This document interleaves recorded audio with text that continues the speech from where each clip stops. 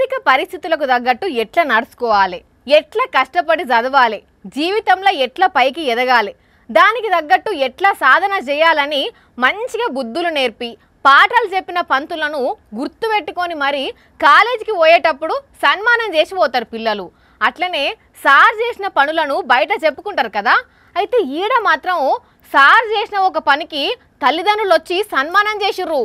సన్మానం అంటే మామూలు సన్మానం కాదు. ఇంతకు ఏం సన్మానం అయి ఉంటుందబ్బా అనుకుంటుర్రా? చూడుండ్రు మీరే. అబ్బర కొడుక, అక్క చెంప వలగొట్టనే కొట్టింది పో. దేవుడా, ఈ అక్క ఏకంగా చెప్పుతోనే కొడుతున్నది.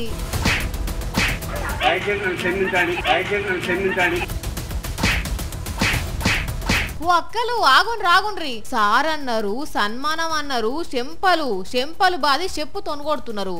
సన్మానం అంటే ఇదేనా? దయచేసి క్షమించండి అనేది అంక కొడుతున్నారు. అసలు ఏమైంది అంటే విషయం తెలిస్తే మీరే ఇంకో 4 వీకుండ్రి అంటారు.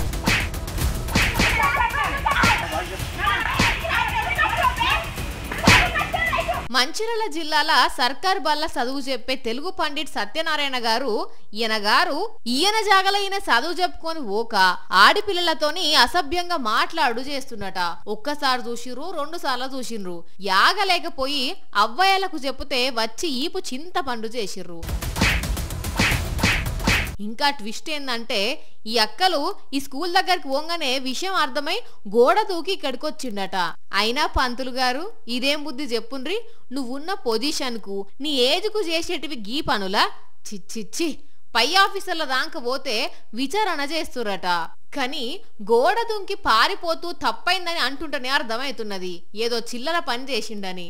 చి, చెప్పేది చదువు, లేనిది సంస్కారం. ఏం పంతులో ఏమో పో.